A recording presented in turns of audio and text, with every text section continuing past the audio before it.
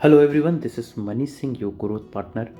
And आज हम बात करने वाले हैं मार्केट ट्रेंड की। काफ़ी करेक्ट हो चुका है मार्केट लास्ट 1 ईयर से। अगर हम देखें तो 16,800, 850 टू 17,900, 18,000 यही रेंज है अक्टूबर 2021 से। सो ये रेंज क्यों है? क्या मार्केट गिरने वाला है? बहुत ज़्यादा गिरने वाला है? ज़ीरो तो नहीं हो जाएगा? सो उसके बारे में थोड़ा सा डिस्कस करते हैं। काफ़ी फियर है मार्केट में। 2-3 बार अटेम्प्ट कर चुका है अपसाइड की, बट आ नहीं रहा है। हिंडनबर्ग रिपोर्ट्स पे रिपोर्ट्स पब्लिश किया जा रहा है अलग अलग कंपनियों की। ग्लोबल में क्रेडिट स्विस से लेके दूसरे काफ़ी यूरोपियन बैंक्स में भी अभी प्रेशर आने लगा है। डीएच बैंक पे भी लिक्विडिटी रेज कर रहे हैं। सो क्या हम पूरी तरह से रिसेशन में जा रहे हैं या इंडिया डिफरेंट है? इंडिया के एक बार अगर हम देख लेते हैं निफ्टी का टेक्निकल चार्ट। सो ये वीकली चार्ट है। ये 100 वीक्स का मूविंग एवरेज है एंड ऑलमोस्ट हम 100 वीक्स के मूविंग एवरेज के पास पहुंचने वाले हैं।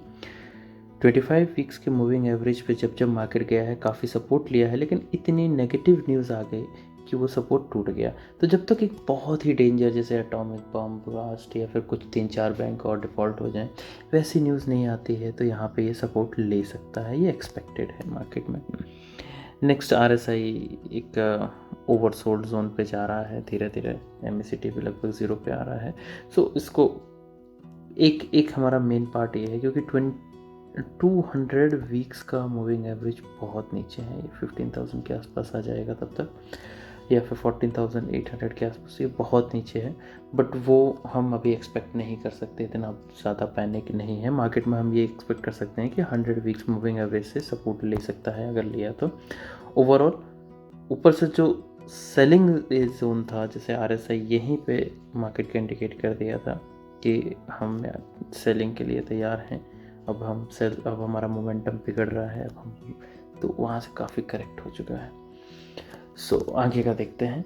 Most of the time market को अगर हमें समझना है या किसी भी स्टॉक को समझना है तो हमें उसके पी बी देखने चाहिए, क्योंकि वहाँ से हमें उसकी वैल्यूएशन समझ में आती है। वैल्यूएशन अगर आप इजी वे पे देखें तो वैल्यूएशन का मतलब ये होता है, लेट्स से एक आईफोन है एंड आईफोन की वैल्यू है 1 लाख रुपीज़। अब क्योंकि ये लिमिटेड एडिशन है, सो इस पर बायर्स काफ़ी ज़्यादा आ रहे हैं, बहुत अच्छी परफॉर्मेंस है। सो 1 लाख का फ़ोन आप कितने में खरीदेंगे? 1.5 लैक्स, 2 लैक्स, 2.5।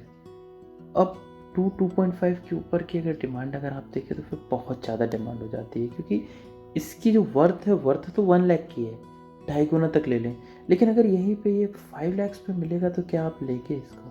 नहीं लेंगे ना, आप वेट करेंगे, क्योंकि आपको पता है, जिसको पता है कि ये 5 लाख का आज मिल रहा है लेकिन कल ये 2.5 लाख का भी मिलेगा, 1 लाख का भी मिलेगा, हो सकता है मुझे 80,000 में भी मिल जाए।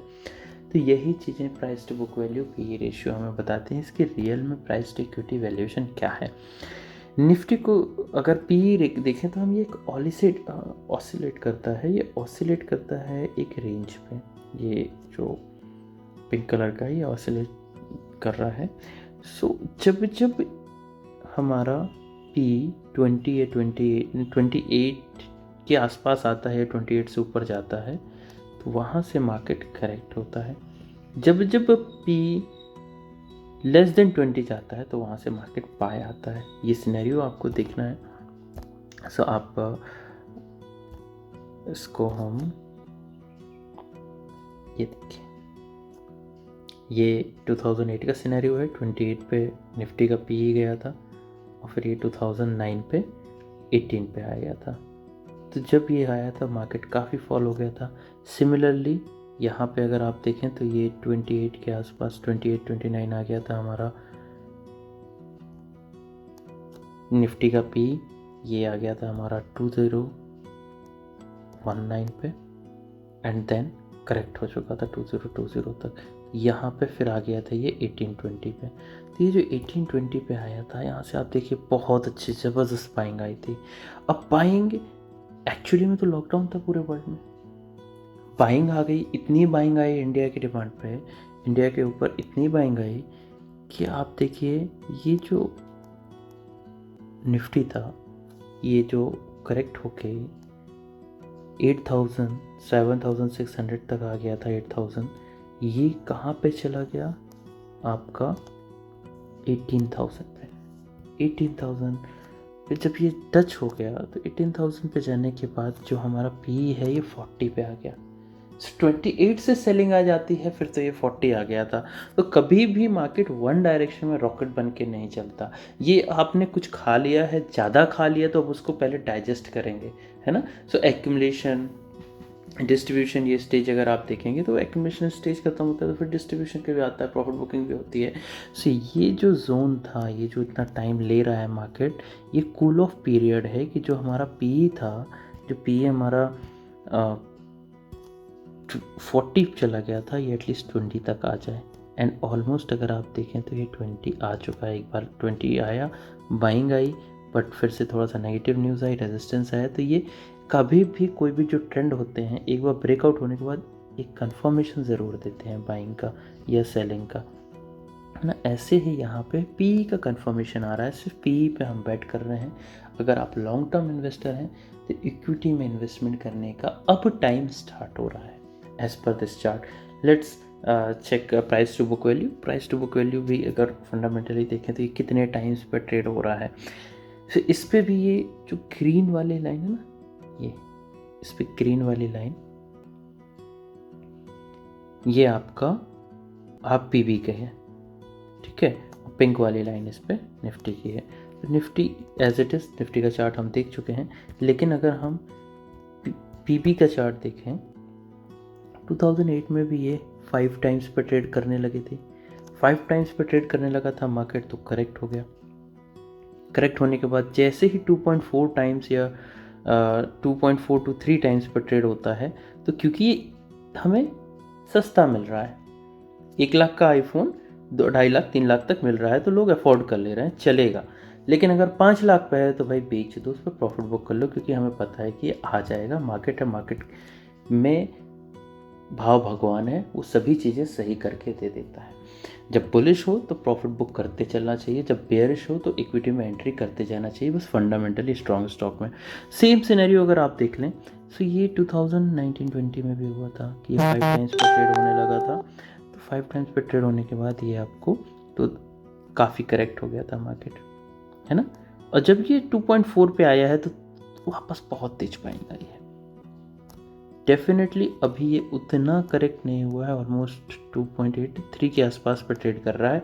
बट हाँ, एक रेंज आने लगी है। वो रेंज कैसे आ रही है, क्यों मैं बोल रहा हूँ कि अब इक्विटी के साइड हमें बायसनेस होना चाहिए, और जो बड़े इन्वेस्टर्स हैं या वेल्थ क्रिएटर्स हैं वो यहाँ पे क्यों इन्वेस्ट करेंगे। एक ICICI सिक्योरिटीज़ का इक्विटी वैल्यूएशन इंडेक्स है।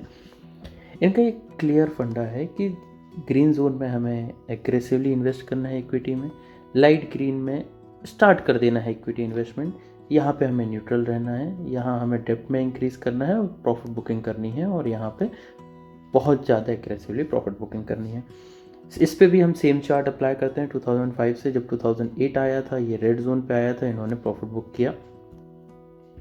प्रॉफिट बुक करने के बाद, यहाँ प्रॉफिट बुक करने के बाद जब ये ग्रीन आया 2009 मार्च, तब एग्रेसिवली इक्विटी में इन्वेस्ट किए। तभी तो ये 2010 में एक साल में एक अच्छा प्रॉफिट जनरेट कर लिया। मार्केट करेक्ट करने के बाद एग्रेसिवली इन्वेस्ट करने के बाद फिर यहाँ प्रॉफिट बुकिंग के बाद कंसोलिडेशन, एक्यूमुलेशन स्टेज थोड़ा लंबा चलता है, 2-3 साल का। लेकिन 2-3 साल के बाद मार्केट में एक अच्छा रिटर्न आपको मिल जाता है। सिमिलरली जब 2019 में यहाँ प्रॉफिट बुकिंग जोन था या डेप्थ पे शिफ्ट होने का था, उस टाइम पे आप देखिए तो मार्केट में काफ़ी बड़ा करेक्शन आया। करेक्शन आने के बाद यहाँ पे एग्रेसिवली इन्वेस्ट हुए, जिसने किया उसने एक अच्छा रिटर्न जनरेट किया। अब क्या हो रहा है, अब मार्केट वापस इक्विटी में एंटर कर रहा है इन्वेस्टमेंट के लिए। तो हमें भी पीछे नहीं रहना चाहिए। हमें जब भी मार्केट पेसिमिस्ट रहे, सब लोग फियरफुल रहे, तभी इक्विटी में इन्वेस्ट करना चाहिए। जब सब ऑप्टिमिस्टिक रहे तब हमें प्रॉफिट बुकिंग करते रहना चाहिए। ये कैलकुलेशन है, एक शीट है, इस पर अगर आप देखें काफ़ी सालों का पुराना कैलकुलेशन है। इस पर 1927 का जब आपका रिसेशन आया था, उस टाइम पे भी जिसने 1924 वाले ने 1926 में अच्छा प्रॉफिट बुक किया था। 1927 से 31 तक एक रिसेशन पीरियड था, लेकिन जिसने 31 में इन्वेस्ट किया था तो 35 पे एक अच्छा प्रॉफिट बुक किया था। तो ये एक साइकिल है।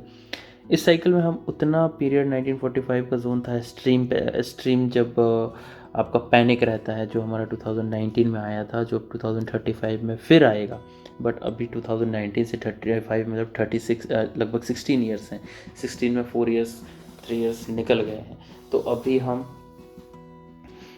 10-11 साल तो हम वेट नहीं करेंगे पैनिक के लिए। सो लेट से छोटा वाला चार्ट देखते हैं। 2007 में जो आया था सब प्राइम क्राइसिस, उसके बाद 16 में एक बार डेप्ट फॉल आए थे। अब 2023 में जिसने इन्वेस्ट किया है, जैसे 2012 में जिसने इन्वेस्ट किया था उसने 16 प्रॉफिट बुक किया था। 16 से 2019 तक बहुत साइडवेज था मार्केट। सिमिलरली 2023 में जो इन्वेस्ट करेगा वो 26 में एक अच्छा प्रॉफिट जनरेट करेगा। 26 से 2032 ये पीरियड जो है ना, ये फिर से थोड़ा सा एक्यूमुलेशन स्टेज आ जाएगा। यही टाइम है 23 का। आज इन्वेस्टमेंट कर लोगे तो 2026 में डबल पैसा करके निकलोगे। मैं ये गारंटी नहीं दे रहा हूँ, but as per past calculation ऐसा लग रहा है कि एक अच्छा टाइम है इक्विटी में शिफ्ट करने के लिए। और जब इक्विटी में अच्छा शिफ्ट करना है तो आपको ऐसा नहीं है कि बस भाई कुछ भी स्टॉक किसी ने बोला मुझे बता दो खरीद लो। पोर्टफोलियो बनाइए, फंडामेंटली स्ट्रॉन्ग स्टॉक्स, जिन स्टॉक्स को आप जानते हैं, जिन पे इन्वेस्टमेंट कर सकते हैं, जिनके प्रोडक्ट्स यूज़ करते हैं, जिस पे अगर कुछ नेगेटिव न्यूज़ आती है तो उनको आप निकल पाएँ जल्दी, समझ पाएँ जल्दी। और अगर नहीं बना सकते तो जो पोर्टफोलियो क्रिएट करते हैं investment adviser registered SEBI registered investment adviser से बनवाइए। IIFL का टाइप है काफ़ी सारे सेबी रजिस्टर्ड इन्वेस्टमेंट एडवाइज़र से, जिनसे आप अपना पोर्टफोलियो क्रिएट करवा सकते हैं। मैं आपकी उस पर मदद करूँगा। बट किसी भी एक स्टॉक पे इन्वेस्टमेंट करके छोड़ने में आप उसको जब बहुत अच्छी तरह से समझते हैं, जानते हैं, तभी इन्वेस्ट करिए। नहीं तो फिर म्यूचुअल फंड में SIP करिए, वो आपके लिए बेटर है। तो जब आपको बेयर मार्केट रहता है तब आपको रिग्रेट्स जो मिस हो गए हैं जैसे टाटा मोटर्स, उन सबको बाय करके रखिए। जब एक बुल मार्केट रहता है तो जो आपकी मिस्टेक्स हैं उन सबको हमें सेल करते रहना चाहिए, क्योंकि सभी स्टॉक उस टाइम पे ऊपर जाते हैं। वॉरेन बफेट जी ने कहा था कि जब सभी पेसिमिस्टिक हैं, मार्केट में फेयरफुल है, तभी बाय करना चाहिए। This is the time you should start investing in equities. At least आप अपने इन्वेस्टमेंट को 5 to 6 ट्रांचेस में डिवाइड कर दीजिए और फिर छोटा अमाउंट इक्विटी में 2023 में इन्वेस्ट करते जाइए। 2026 में एक अच्छा प्रॉफिट बुक करेंगे। Hope you like this video, and if you liked it, please like, subscribe and share. Thank you for watching. Goodbye. Have a nice time.